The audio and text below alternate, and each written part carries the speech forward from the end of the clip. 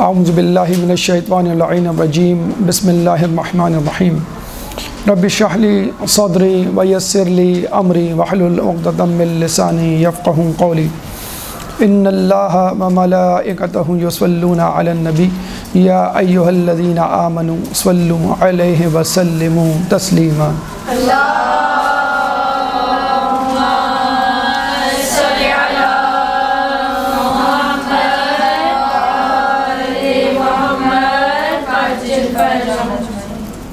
حدیث ثقلین وہ حدیث ہے کہ جسے رسول اکرم میدان غدیر خم میں سنا کر اس جہان فانی سے کوچ کر گئے اور اپنے پیچھے ہدایت کے دو اہم راستے چھوڑ گئے۔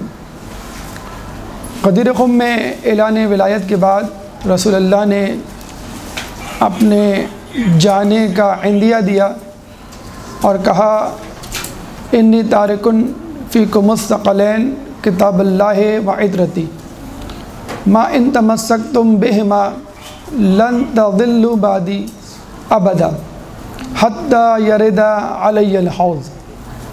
انی تارکن فیکم الثقلین، بے شک میں اپنے پیچھے دو گراں قدر چیزیں چھوڑے جا رہا ہوں۔ ما ان تمسکتم بہما، اگر تم ان سے تمسک اختیار کیے رہے، لن تضلوا بعدی ابدا، تو پھر تم کبھی گمراہ نہیں ہوگے۔ حتی یرد علی الحوض، حتیٰ کہ تم حوض پہ وارد ہو، حتیٰ کہ تم اور یہ قرآن اور عطرت حوض پہ وارد ہو جائیں۔ کہنے کا مقصد یہ ہے کہ رسول اللہ نے ان دو چیزوں کو ایک دوسرے سے اتنا نتھی کر دیا کہ یہ دونوں چیزیں ایک دوسرے سے جدا نہیں ہوں گی۔ کب تک جدا نہیں ہوں گی؟ جب تک یہ حوض کوثر پہ وارد نہ ہو جائے۔ لیکن پھر ہم دیکھتے ہیں کہ امت نے یا امت میں موجود کچھ لوگوں نے حسبنا کتاب اللہ کا نعرہ لگایا اور یہ کہا کہ ہمارے لیے اللہ کی کتاب کافی ہے، اور اہل بیت کو کنارے پہ کر دیا اور خود سے پھر من مانی تعویلات کرنا شروع کر دی۔ پھر ایک گروہ اٹھا، اس نے کہا لا حکم الا اللہ، مولا علی کے قول کے مقابلے میں، یعنی کہ آپ کا قول نہیں چلے گا، کتاب چلے گی۔ کتاب چلنے کا مطلب یہ ہوا کہ ہم کتاب پڑھ کر خود فیصلہ کریں گے کتاب ہم سے کیا کہنا چاہتی ہے۔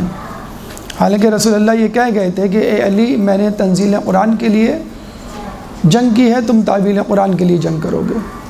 یعنی تم مفاہیم قرآنی کو جب وہ لوگوں کے ہاتھوں گیند بن چکے ہوں گے، لوگوں کو اصل مفاہیم قرآن سے آشنا کرواؤ گے۔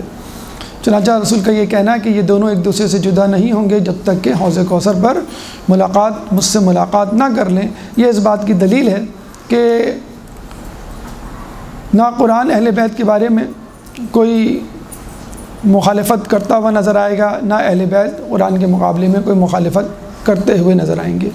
جو قرآن ہے وہی اہل بیت ہے۔ چنانچہ کہا جاتا ہے کہ قرآن صامت ہے اور اہل بیت قرآن ناطق ہیں۔ قرآن صامت یعنی چپ قرآن، اور قرآن ناطق یعنی بولتا ہوا قرآن، کہ جب آپ کو چپ قرآن پڑھنا ہو تو قرآن مجید کھولیے، اور جب آپ کو بولتا ہوا قرآن دیکھنا ہو، چلتا پھرتا اس کی عملی تفسیر کا مشاہدہ کرنا ہو تو اہل بیت کو دیکھ لیجئے۔ چنانچہ اہل بیت کے اس عنوان کو، اس اہمیت کو مد نظر رکھتے ہوئے آج کا جو موضوع آپ کے لیے ترتیب دیا گیا ہے وہ ہے اہمیت معرفت اہل بیت۔ اہمیت معرفت اہل بیت کا مطلب یہ ہے کہ اہل بیت کی معرفت کی کیا ضرورت ہے، اور جب ہم ضرورت یا اہمیت کی بات کرتے ہیں تو اس کا مطلب یہ ہوتا ہے کہ کسی چیز کے ہونے سے کیا فائدہ ہوگا اور اس کے نہ ہونے سے کیا نقصان ہوگا۔ یعنی اہل بیت کے ہونے سے، ان کو اپنا امام ماننے سے رہنما ماننے سے ہمیں کیا فائدہ ملے گا، اور ان کو اپنا رہنما امام نہ ماننے سے ہمیں کیا نقصان ہوگا۔ ان نقصانات کو ہم اور ان فائدوں کو ہم بالترتیب آپ کے سامنے پیش کریں گے۔ سب سے پہلے ہم فوائد کی طرف چلتے ہیں۔ اہمیت کے جب ہم 2 جز کریں گے تو اس میں پہلا جز فوائد ہوگا اور دوسرا جز نقصانات۔ فوائد یعنی اہل بیت کو ماننے کا فائدہ کیا ہے، نقصانات یعنی اہل بیت کو رد کرنے کا، ان کی تردید کرنے کا نقصان کیا ہے۔ تو گفتگو کے پہلے مرحلے کی طرف چلتے ہیں، اہل بیت کو ماننے کے فوائد۔ ایک درود پڑھ دیں محمد والے محمد۔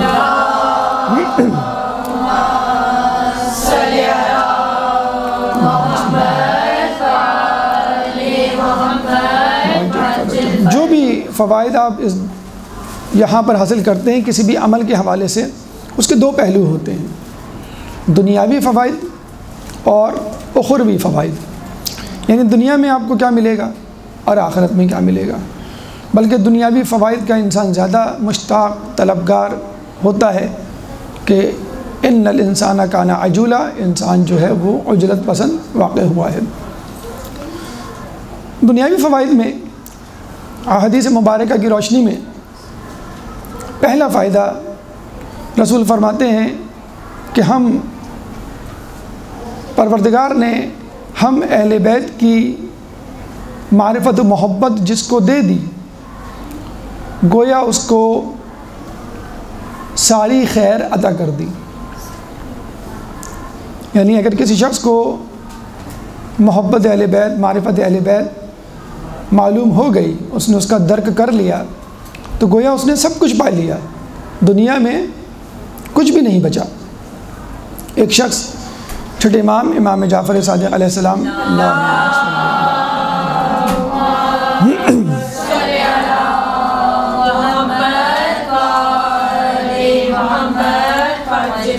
کے پاس آتا ہے اور امام سے کہتا ہے کہ امام میں بہت تنگ دست ہوں۔ تو امام کہتے ہیں کہ تیرے پاس تو بہت کچھ ہے، تو کیسے تنگ دست ہے؟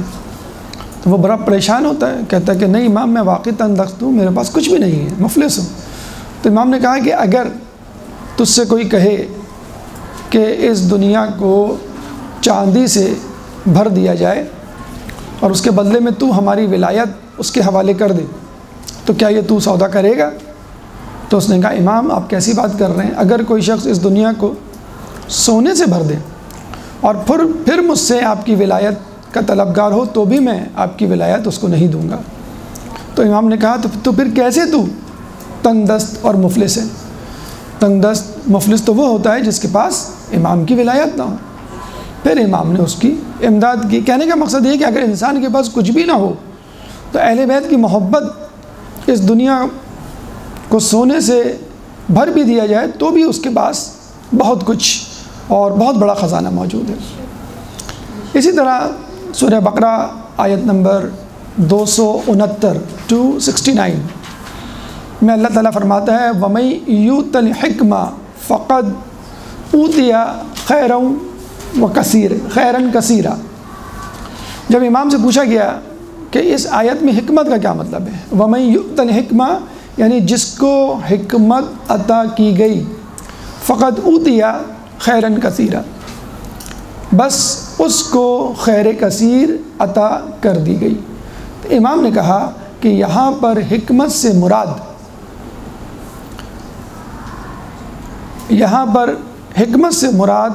ہماری اطاعت اور معرفت ہے۔ دنیا میں حکمت کے بہت سارے معنی لیے جاتے ہیں۔ حکمت بمعنی عقل، عقل بمعنی علم، علم بمعنی معلومات، معلومات بمعنی ڈگری۔ یہ آج کل کا سینیریو ہے کہ جس کے پاس جتنی بڑی ڈگری ہوتی ہے کسی کالج یا یونیورسٹی کی، وہ سب سے بڑا حکیم، عقل مند، انٹلیکچوئل، دانشور کہلاتا ہے۔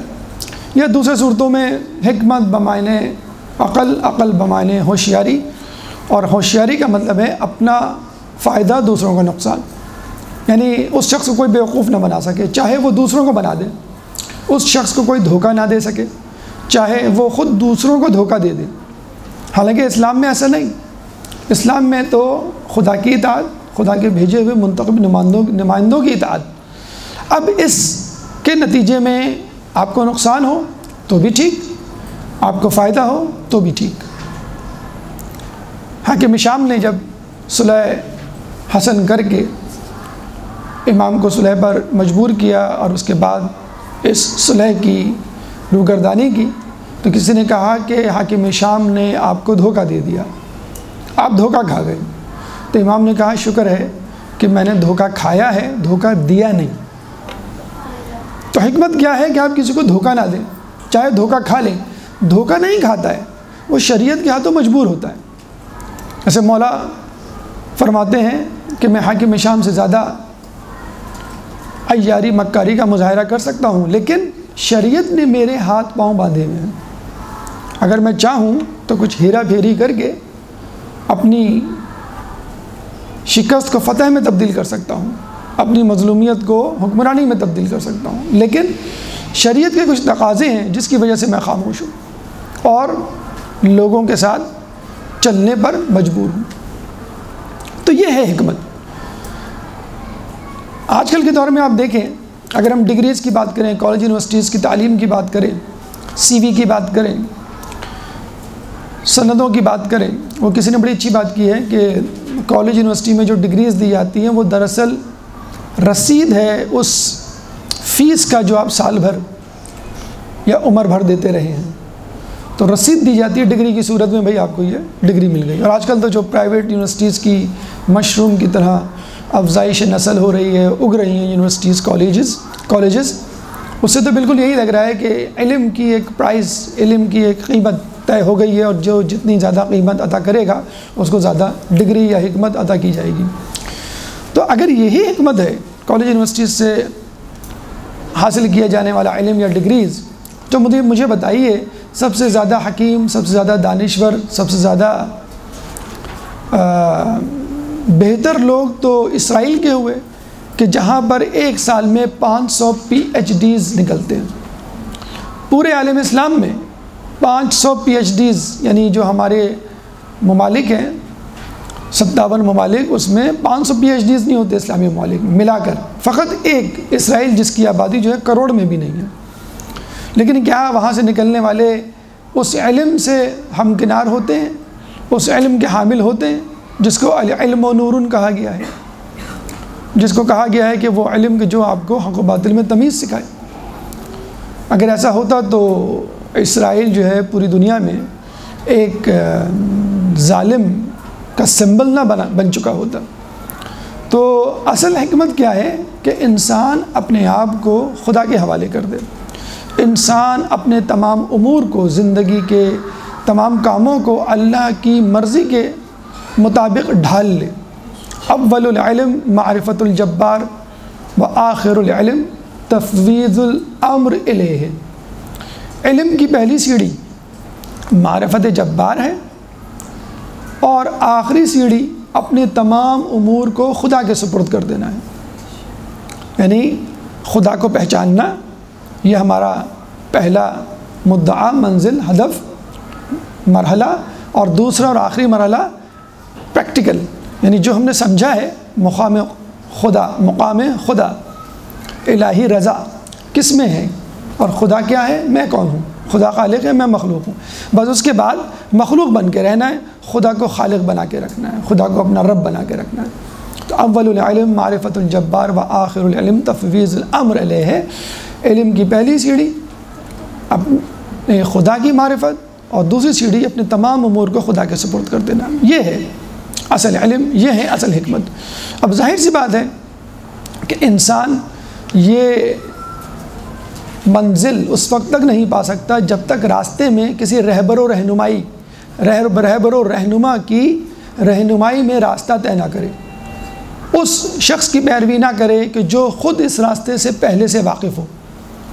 اور بلا شبہ ائمہ اہل بیت وہ ہستیاں ہیں جو اس کائنات کی تخلیق سے پہلے پیدا کی جا چکی ہیں، چنانچہ وہ حق و باطل کے چپے چپے سے واقف ہیں، وہ صراط مستقیم کے ہر قدم پر پائے استقامت سے چل چکے ہیں، ہم سے پہلے خدا کی عبادت کر چکے ہیں، چنانچہ ان کی اطاعت ہمیں خدا کی معرفت، ہمیں خدا کی رضا کے حصول میں ممدود و معاون ہوگی۔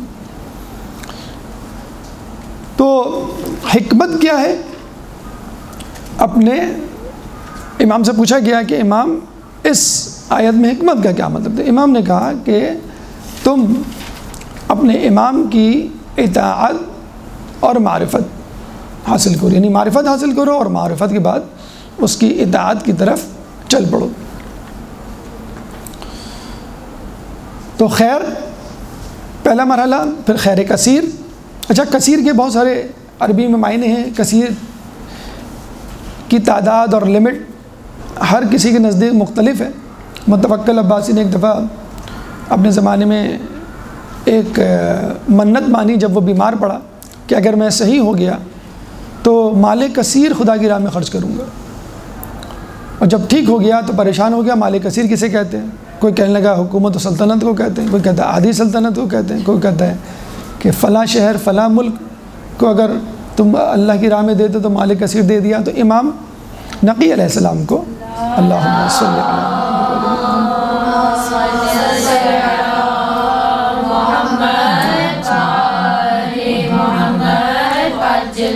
طلب کیا جاتا ہے تو امام اس کو بڑے آرام سے حل کرتے ہیں اور کہتے ہیں خدا نے قرآن میں فرمایا ہے لقد نصرکم اللہ فی مواطن کثیرۃ و یوم حنین، کہ ہم نے بہتر کثیر مقامات پر تمہاری مدد کی ہے اور جنگ حنین کے دن۔ تو امام نے فرمایا اللہ تعالیٰ نے مسلمانوں کی 80 غزوات میں مدد کی ہے، چنانچہ کثیر کا مطلب 80 ہے۔ اب تم 80 کے حساب سے جو دینا چاہو دے دو، 80 دینار، 80 درہم، 80 شہر وغیرہ وغیرہ۔ دوبارہ تو کثیر کثرت کے معنی میں ہے۔ جب ہم انا اعطیناک الکوثر پڑھتے ہیں تو کوثر کا ایک مصداق کثرت بھی ہے، اور کچھ کہتے ہیں کہ کوثر کا ایک مصداق کثرت اولاد بھی ہے، کچھ کہتے ہیں کہ کثرت فلاح یا کثرت نعمتیں، نعمات کی کثرت۔ تو چنانچہ جس نے حکمت حاصل کر لی اس نے خیر کثیر حاصل کر لی۔ اور حکمت کیا ہے؟ اپنے زمانے کے امام کی معرفت اور اطاعت۔ اس کے بعد ایک اور شخص امام کے پاس آتا ہے اور امام سے پوچھتا ہے خدا کی معرفت کا مفہوم اور اس کا وسیلہ کیا ہے؟ یعنی خدا کی معرفت کسے کہتے ہیں اور میں خدا کی معرفت کے لیے کس طرح اس تک پہنچوں، کیا وسیلہ تلاش کروں؟ امام نے بہت خوبصورت جواب دیا اور کہا کہ خدا کی معرفت کا مفہوم اور وسیلہ اپنے زمانے کے امام کی معرفت کہ جس کی اطاعت واجب ہے۔ دونوں باتیں امام نے پیش کر دی، اپنے زمانے کے امام کی معرفت کہ جس کی اطاعت واجب ہے۔ اب ہر شخص یہ دیکھے کہ میرے زمانے کا امام کیا ہے، کون ہے، اس کی معرفت حاصل کرے۔ جب معرفت حاصل کر لے تو اس کی اطاعت میں، یعنی امام آپ کو آواز دیں آپ اس کی آواز پہ لبیک کہیں، امام کسی چیز سے منع کریں آپ اس چیز سے رک جائیں، امام آپ کو کسی کام کو کرنے کا کہیں آپ اس کا کام کو کرنے میں لگ جائیں، بغیر کسی شک، بغیر کسی شبہ کے، بغیر کسی اشکال کے۔ تو یہ خدا کی معرفت ہے۔ اچھا، کچھ لوگ یہ کہتے ہیں کہ اس کو اس طرح سے بھی ثابت کیا جا سکتا ہے کہ حدیث رسول بہت مشہور و معروف آپ نے سنی ہوگی کہ من عرف نفسہ فقد عرف ربہ، کہ جس نے اپنی معرفت حاصل کی اس نے خدا کی معرفت حاصل کر لی۔ اب مجھے بتائیے، جس نے، یعنی انسانوں کی بات ہو رہی ہے کہ جس نے خدا کی معرفت حاصل کی جس نے اپنی معرفت حاصل کی اس نے خدا کی معرفت حاصل کر لی۔ تو انسانوں میں بہترین طریقے سے اپنے نفس کی معرفت کون حاصل کر سکتا ہے؟ بلا شبہ امام، اپنے زمانے کا امام سب سے زیادہ، کیونکہ نیکیوں میں سبقت کرنے والا ہے، عبادت میں سبقت کرنے والا ہے۔ چنانچہ جب امام اپنے نفس کو مکمل طور پہ پہچان لے گا تو خدا کو بھی بہترین طریقے سے پہچانے گا۔ اب ہمارا کام یہ ہے کہ ہم استاد کو، ہم رہنما کو، ہم امام کو پکڑ لیں اور جس طرح اس نے خدا کو سمجھا ہے ہم اس طرح خدا کو سمجھ لیں۔ جیسے کتاب ہمارے سامنے ہوتی ہے، سمجھ نہیں آتی، لیکن ایک استاد جو اس کتاب کو پڑھا رہا ہے، اس کتاب کو سمجھ چکا ہے، اگر ہم اس سے سمجھ لیں اس کتاب کو تو بہت آسان ہو جائے گا کتاب کو پڑھنا۔ تو خدا کو سمجھنے کے لیے امام کی معرفت حاصل کر لیجئے، خدا کی معرفت آپ کو خود بخود حاصل ہو جائے گی۔ ایک درود پڑھ دیں محمد والے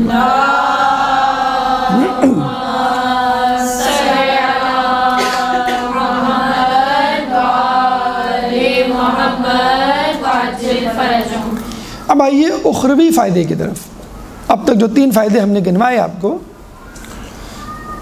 خیر کثیر اور معرفت خدا، یہ 3 فوائد ہم نے دنیاوی فوائد کے ضمن میں آپ کے سامنے رکھے۔ اب اخروی فوائد، اس دنیا سے جانے کے بعد، مرنے کے بعد ہمیں کیا فائدے حاصل ہوں گے؟ نمبر 1، جہنم سے آزادی۔ حدیث رسول ہے کہ آل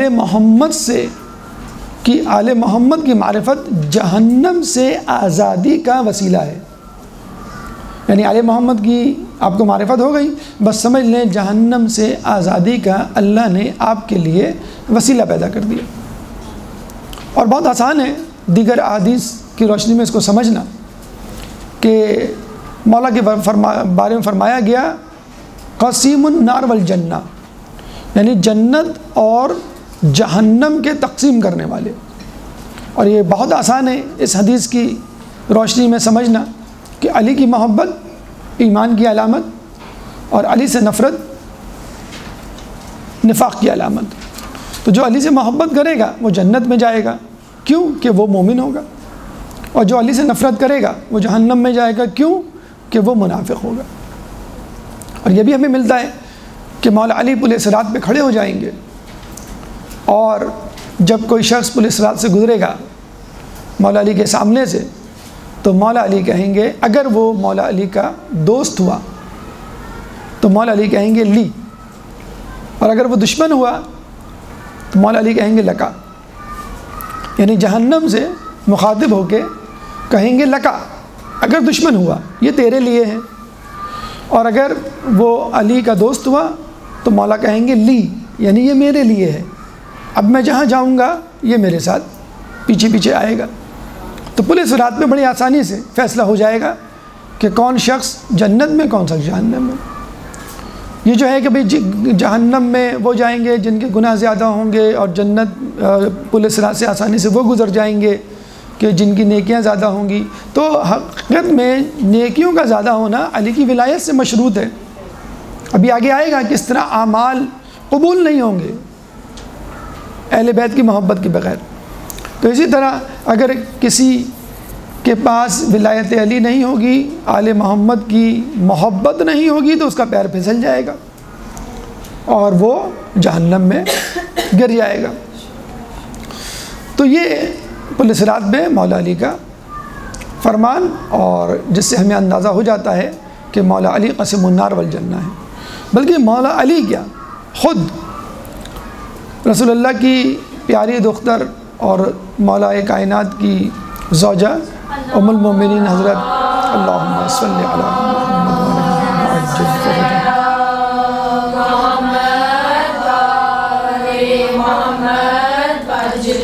وہ خود کہتے ہیں کہ جہنم کے دروازے پہ کھڑی ہو جائیں گی اور اپنے والوں کو جہنم کی آگ سے چھڑائیں گی۔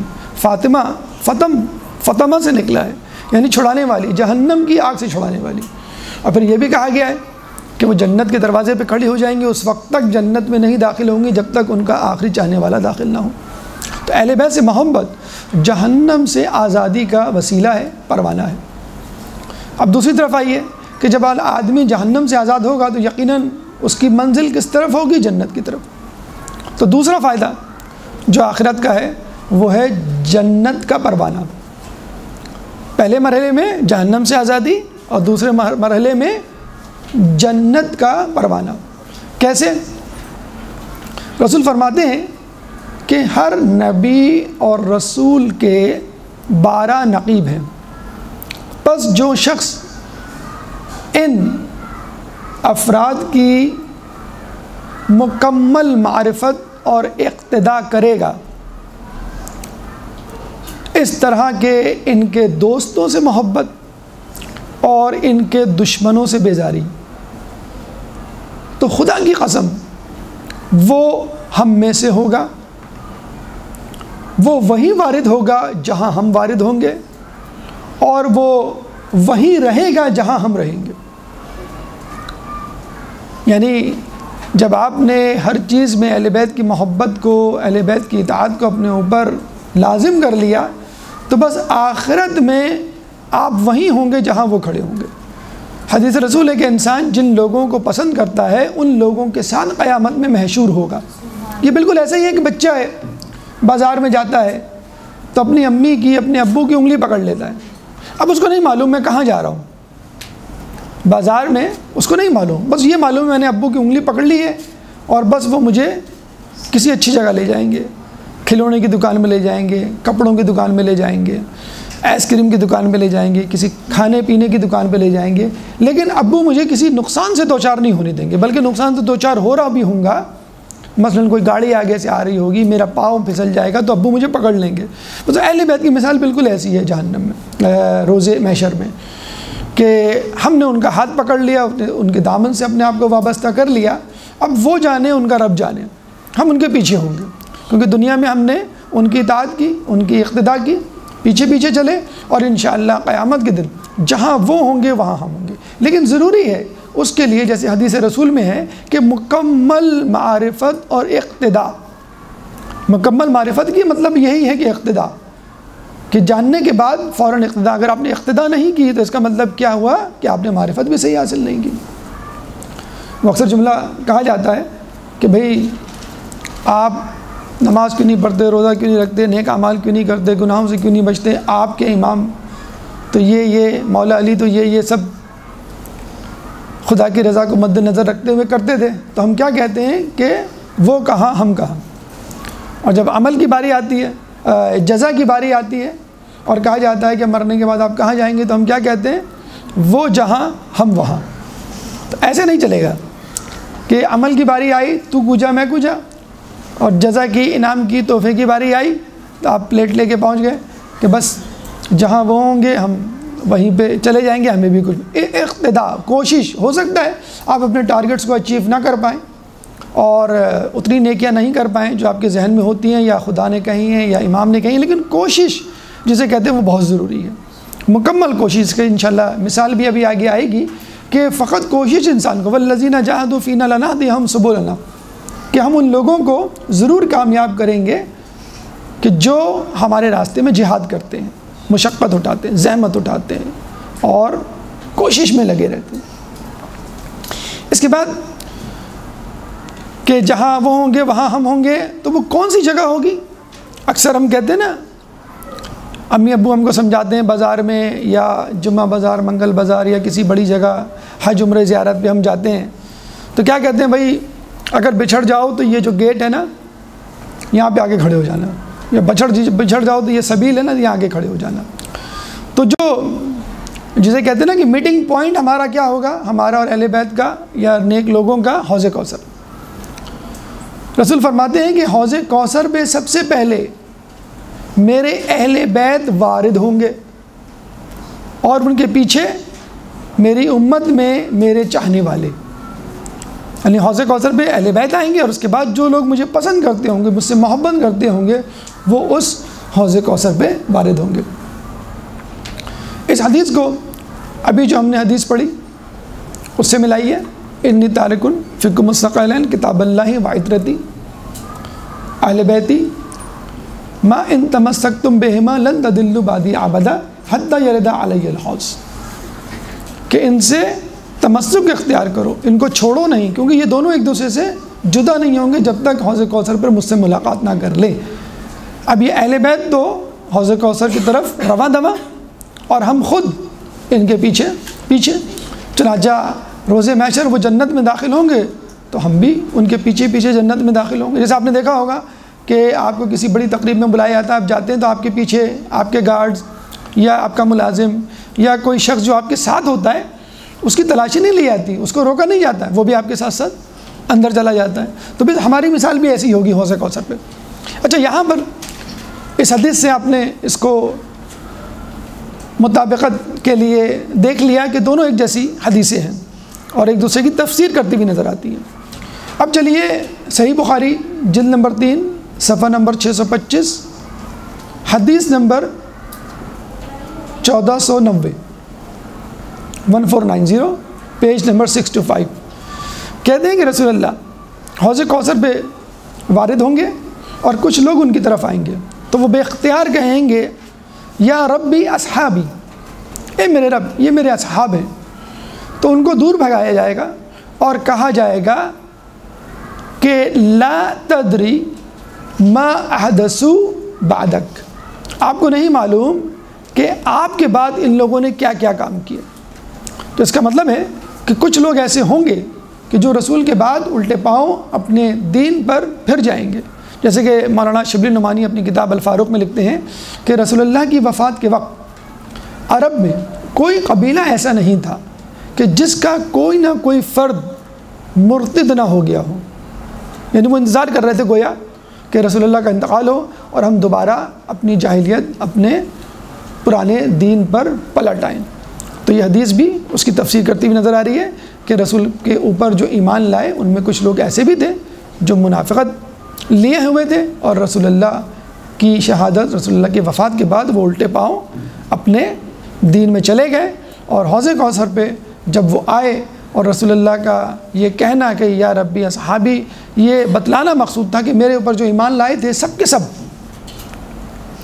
اس پہ قائم نہیں رہے، میرے بعد کچھ لوگ واپس اپنے دین پر پلٹ آئے، جیسے کہ علامہ شبلی نعمانی نے اپنی کتاب الفاروق میں اس کو لکھا ہے۔ بہرحال حدیث حوض کے حوالے سے یہ بات مکمل ہوئی۔ اس کے بعد خود مولا علی رسول اللہ سے ایک حدیث بیان کرتے فرماتے ہیں کہ میں نے رسول اللہ سے یہ سنا کہ سب سے پہلے جنت میں اس کے بعد فاطمہ، اس کے بعد حسن، اس کے بعد حسین داخل ہوں گے۔ تو میں نے کہا رسول اللہ اور ہمارے چاہنے والے؟ تو رسول نے فوراً کہا تمہارے پیچھے پیچھے۔ تو ہم جو کہتے ہیں نا کہ اپنے دامن کو اہل بیت کے دامن سے متمسک کر لیں، اس کا مطلب بھی یہی ہوتا ہے کہ بس ان کے پیچھے پیچھے چلنا ہے دنیا میں۔ اگر دنیا میں ان کے پیچھے پیچھے چلنے کی عادت ہو گئی تو آخرت میں بھی آپ ان کے پیچھے نظر آئیں گے، وہ پہلے وارد ہوں گے اور ان کے بعد آپ اس حوض کوثر اور جنت میں وارد ہوں گے۔ ایک اور بہت خوبصورت حدیث اسی جنت کے حوالے سے، رسول فرماتے ہیں کہ میں ایک شجر ہوں جس کی شاخیں فاطمہ ہیں اور جس کا شگوفہ علی ہیں، جس کے پھل حسن و حسین ہیں اور جس کے پتے شیعہ ہیں، ہمارے شیعہ ہیں۔ اللہ، میں ایک درخت ہوں، فاطمہ اس کی شاخیں، علی اس کا شگوفہ، حسن و حسین اس کے پھل، پھول شگوفہ یعنی پھول، اور ہمارے شیعہ اس کے پتے، حسن و حسین اس کے پھل اور ہمارے شیعہ اس کے پتے۔ یہ درخت جنت عدن میں ہے، یعنی اس کی اصل جنت عدن میں ہے اور یہ پوری جنت میں پھیلا ہوا ہے۔ کہتے ہیں خود رسول اللہ کی حدیث ہے کہ ہمارا مقام جنت کا مرکز ہوگا، اور جنت کا مرکز کہتے ہیں جنت عدن کہلاتا ہے، یعنی بہترین جنت مانگنی ہے تو جنت عدن مانگے۔ عدن کا مطلب ہے وہ جنت جو مرکزی، جیسے آپ نے دیکھا ہوگا ہر شہر میں، ہر علاقے میں ایک مرکزی ایریا ہوتا ہے، سینٹر آف دا سٹی جسے کہتے ہیں، اور وہ بہت زیادہ جسے کہتے ہیں مہنگا علاقہ ہوتا ہے، بہترین سڑکیں، بہترین عمارتیں، بہترین ریسٹورنٹ، بہترین شاپنگ سینٹرز، ہر چیز 5 اسٹار۔ تو اسی طرح جنت کی جنت یا اعلیٰ ترین جنت، آخری درجے کی جنت عدن ہے جو جنت کے سینٹر مرکز میں ہے، جس میں یہ درخت ہے، اور اس درخت میں رسول، فاطمہ، علی، حسن و حسین ان کے شیعہ اس جنت کے درخت سے مربوط ہیں۔ تو یہ اہل بیت کا مقام ہوگا جنت عدن، اور ہمارا مقام بھی اہل بیت کا پڑوسا ہوگا، بشرط یہ کہ ہم ان کے پیچھے پیچھے ان کی اقتداء کرتے ہوئے چلتے ہیں۔ ایک درود پڑھ دے محمد والے محمد، اللہم صلی علی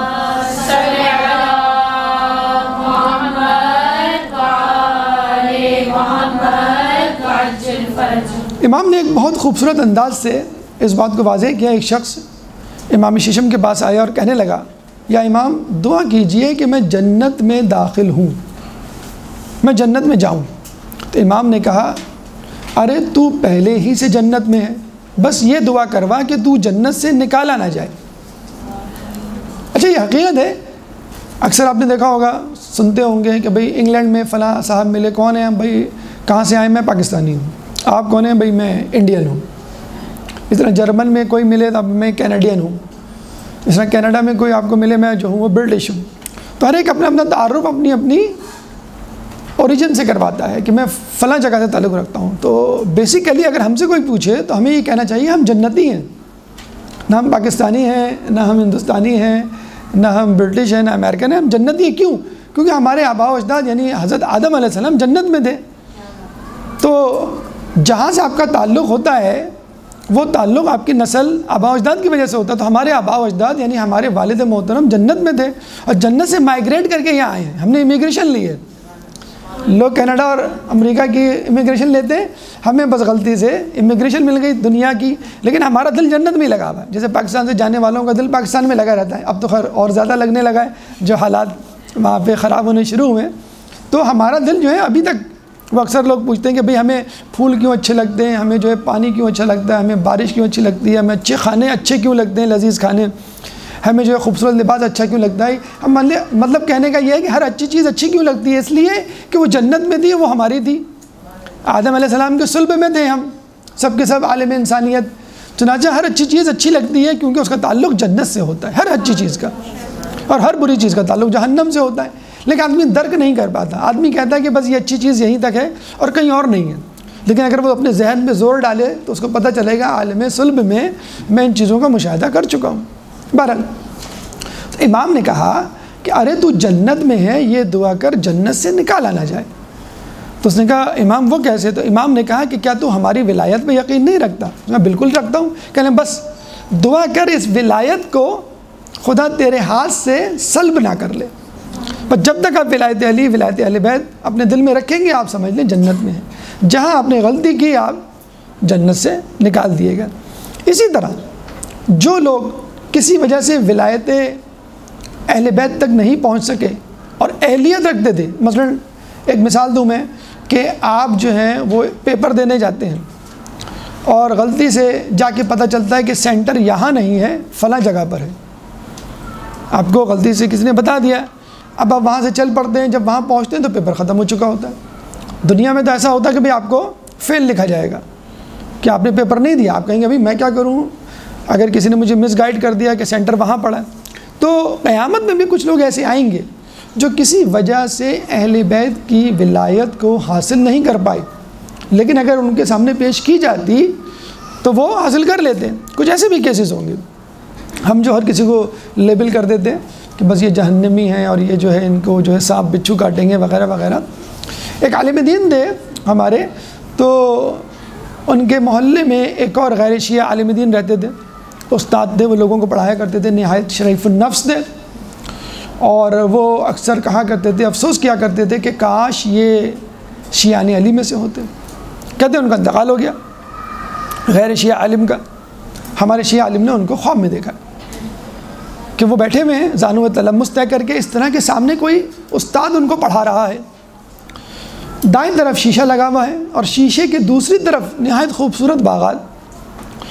عالم دین ہمارے ان سے پوچھتے ہیں بھئی یہ کیا معاملہ ہے؟ کہنے لگے کہ یہ میرے استاد ہیں اور مجھے ولایت اہل بیت کی تعلیم دے رہے ہیں. میں تمام امتحانوں میں پاس ہو گیا, ولایت اہل بیت مجھ تک پہنچی نہیں تھی. جب میں نے سنی تو میں نے کہا کہ یقیناً میں اس کو قبول کرتا ہوں. چنانچہ اس کی تعلیم دی جا رہی ہے اور جب تعلیم مکمل ہو جائے گی تو میں شیشے کی دوسری طرف یعنی جنت میں چلا جاؤں گا. تو یہ ہے جنت کا سپلیمنٹری ایگزام. اگر آپ کسی وجہ سے فیل ہو گئے یا کسی وجہ سے آپ نہیں پاس کر پائے, فیل نہیں بلکہ کسی وجہ سے اٹیمپٹ نہیں کر پائے, تو آپ کو جو ہے وہاں پہ ایک آپشن دیا جائے گا ان لوگوں کو جن کے پاس کسی وجہ سے. بھئی دیکھیں نا, انگلینڈ اور یورپ میں میں سمجھتا ہوں کہ بہت سارے لوگ اسلام اس لیے قبول نہیں کرتے کہ وہ یہ سمجھتے ہیں کہ ان سے بہتر تو ہم ہیں. یہ جھوٹ بولتے ہیں, ہم سچ بولتے ہیں. یہ جو کرپشن کرتے ہیں, ان کے ملک میں کرپشن ہوتی ہے, قانون توڑا جاتا ہے, ٹریفک سگنلز کی پابندی نہیں ہوتی, دھماکے ہوتے ہیں, ٹارگٹ کلنگز ہوتی ہیں, اور ہم جو ہے وہ یہ سب نہیں کرتے. تو برٹرنڈ رسل نے کہا تھا کہ دنیا میں بہترین مذہب اسلام ہے اور بدترین قوم مسلمان ہے. تو اگر ان کو صحیح چہرہ اسلام کا دکھایا جائے تو میں نہیں سمجھتا کہ ان کے دل میں جو ہے وہ نیک نیتی یا نرمی پیدا ہو. اس طرح خود ہم سے بھی لوگ کہتے ہیں کہ بھئی مولا کائنات کے تو اتنے فضائل ہیں لیکن تم لوگ تو کسی طرح نظر نہیں آتے. اگر اتنے فضائل ہمارے رہبر و رہنما کے ہوتے تو ہم تو پتہ نہیں کتنے متقی پرہیزگار بن چکے ہوتے. تو اصولاً ہم کو عام لوگوں کی بنسبت زیادہ متقی پرہیزگار ہونا چاہیے، کیونکہ ہمارے رہنما، ہمارے امام اوروں کے رہنما اور اماموں سے لاکھ درجے بہتر ہے. بلکہ کوئی مقابلہ ہی نہیں ہے، استاد اور شاگرد کا مقابلہ ہے اگر کوئی مقابلہ ہو. تو بہرحال جنت میں ہم ہیں اگر ولایت علی، ولایت اہل بیت کا توق ہمارے گردن میں ہے، جو کہ ہے. بس ہمیں دعا یہ کرنی ہے کہ جنت سے نکالا نہ جائے. اگر کوئی شخص ولایت کو سمجھ نہ پائے تو اس کو لیبل نہ لگائیں، اپنے کردار سے سمجھائیں کہ ولایت کسے کہتے ہیں اور یہ ولایت کا نتیجہ ہے، اس کا ثمرہ ہے، اس کی برکت ہے جس کی وجہ سے میرے اندر وہ تبدیلی تم دیکھ رہے ہو یا وہ خصوصیات دیکھ رہے ہو جو اور لوگوں میں نہیں ہیں. چھڑے میں ہم سے کہا کسی نے کہ میں فلاں جگہ جا رہا ہوں تبلیغ دین کرنے، مجھے نصیحت کیجیے. تو امام نے کہا دیکھو تبلیغ دین کے دوران اپنی زبان استعمال نہ کرنا، یعنی اعضاء جوارح سے اپنے اعمال سے ثابت کر کے دکھانا کہ تم کس کے ماننے والے ہو. ایک درود پڑھ دے محمد والے محمد.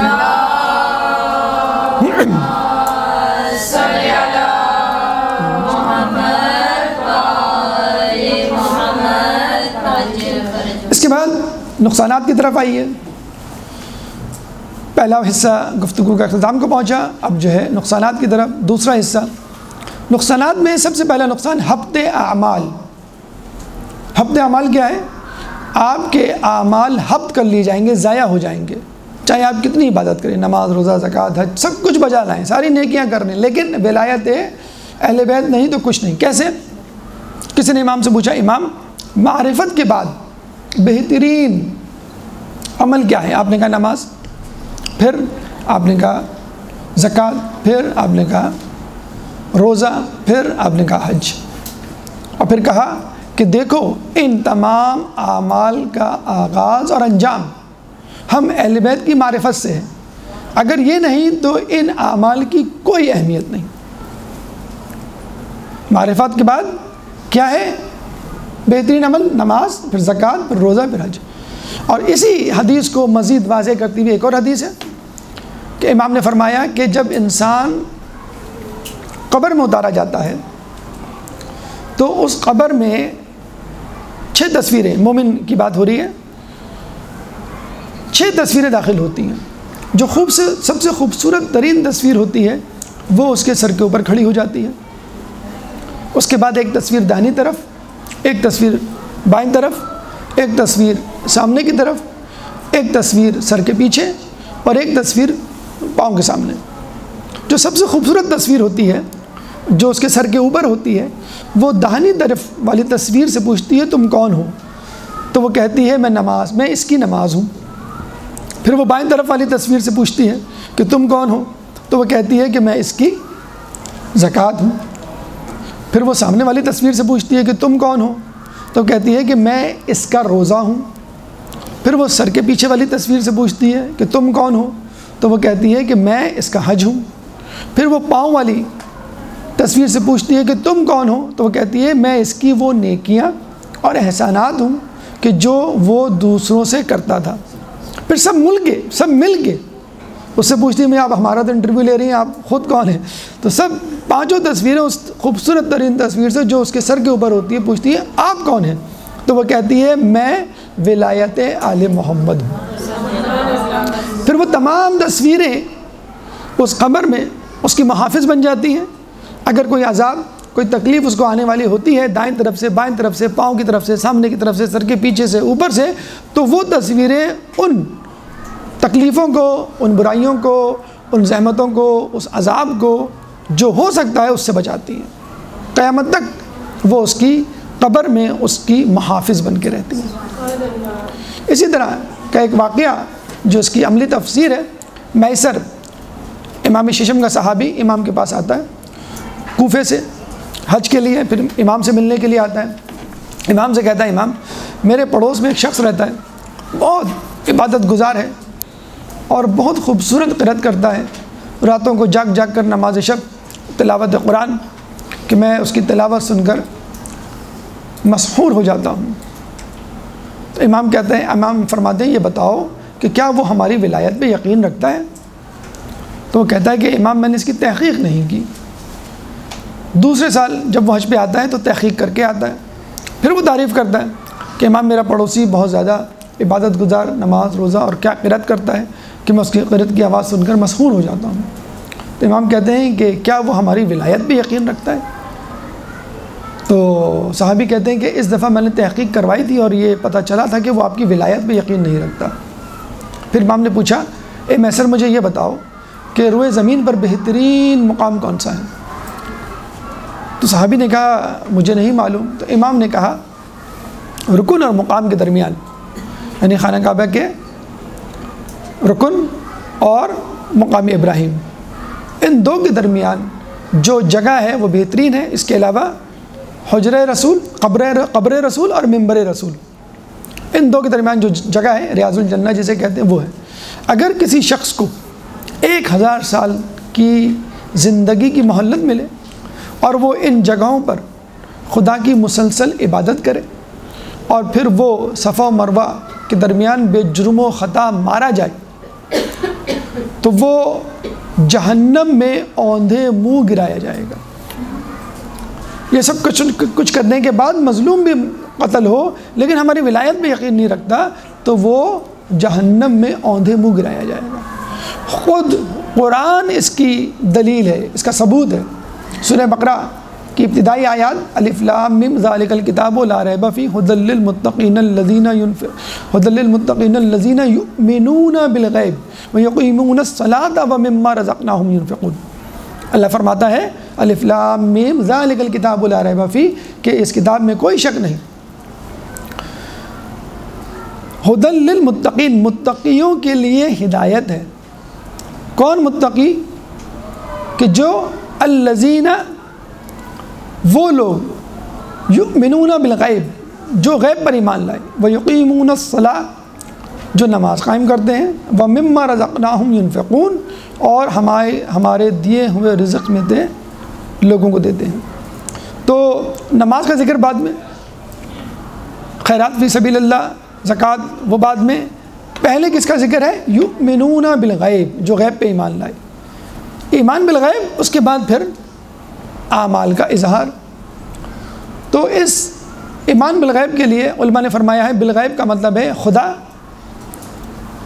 اور وہ تمام چیزیں جو ہماری حس سے ماورا ہیں، یعنی قیامت، وحی، فرشتے، جنت، دوزخ، جو ہمیں نظر نہیں آتے۔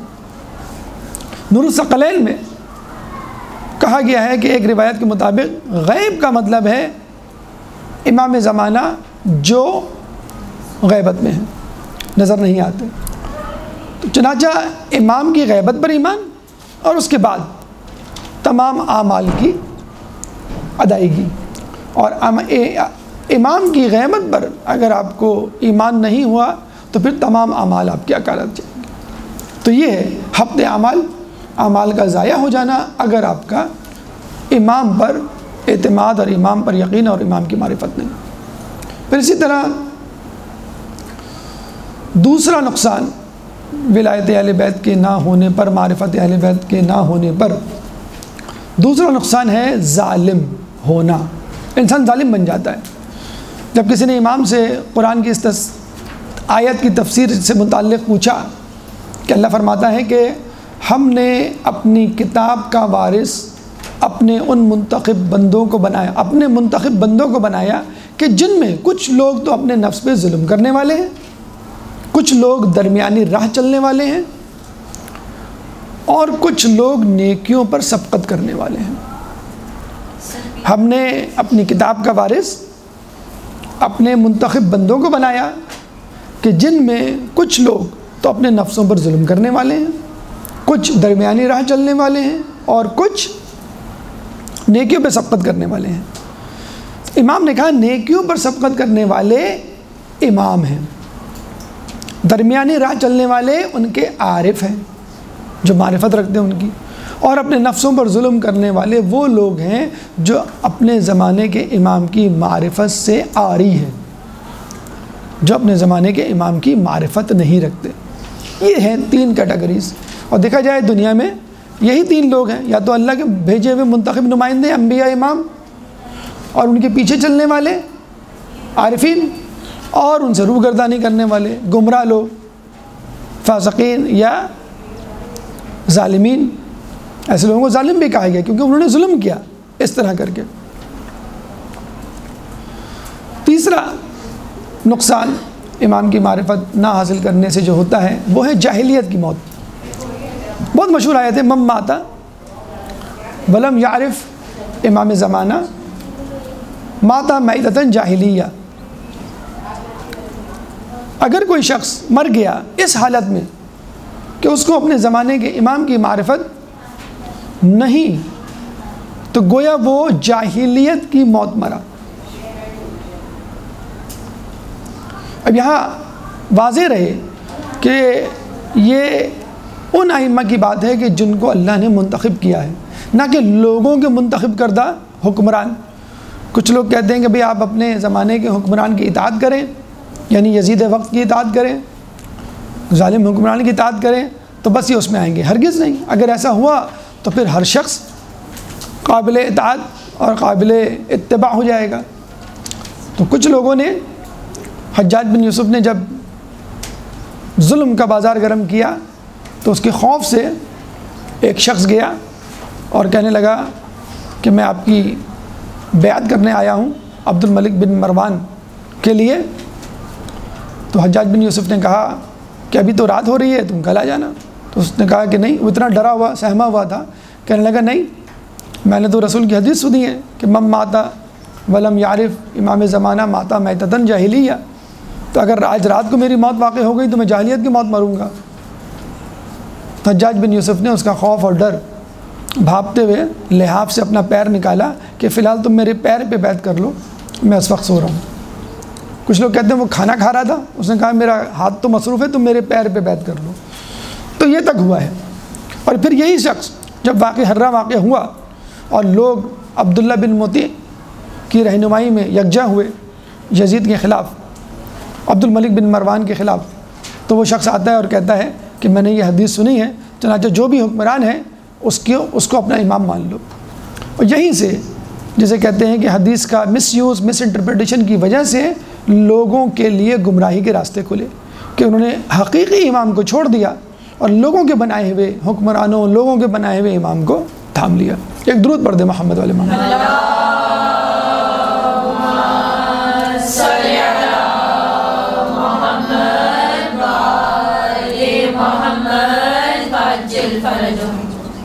آخر میں ایک دعائے معرفت جو آپ پڑھتے ہیں، اور اس دعا کا مفہوم ہی یہی ہے کہ جو اپنے زمانے کی امام کی معرفت نہیں کر پایا وہ دین سے نکل جائے گا۔ اللہم عرفنی نفسک، اے اللہ مجھے اپنے نفس کی معرفت عطا فرما۔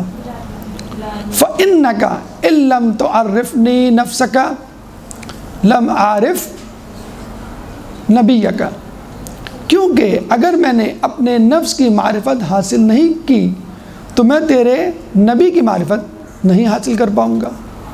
اللہم عرفنی رسولک، اے اللہ مجھے اپنے رسول کی معرفت عطا فرما۔ فَإِنَّكَ إِن لَّمْ تُعَرِّفْنِي رسولک، اگر میں نے تیرے رسول کی معرفت نہیں کی، لم عارف امام زمانہ، میں اپنے زمانے کی امام کی معرفت نہیں حاصل کر پاؤں گا۔ اللہم عرفنی امام زمانہ، اے اللہ مجھے اپنے زمانے کے امام کی معرفت دے۔ فَإِنَّكَ إِن لَّمْ تُعَرِّفْنِي امام زمانہ، اگر میں نے اپنے زمانے کے امام کی معرفت نہیں حاصل کی، ضللت عن دینی، میں اپنے دین سے نکل جاؤں گا۔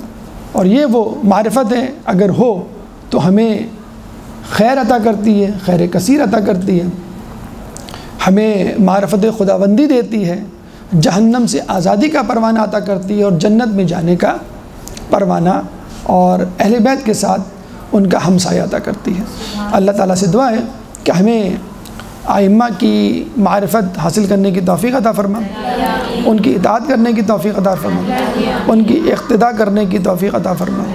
اللہ تعالیٰ سے دعا ہے کہ ہمیں تعلیمات اہل بیت پر چلنے کی توفیق عطا فرما، جو پریشان حال ہیں ان کی پریشانیوں کو دور فرما، جو بیمار ہیں ان کو شفاء کلی عطا فرما، امام کے ظہور میں تعجیل فرما، ہمیں ان کے انصار و اعوان میں شامل فرما۔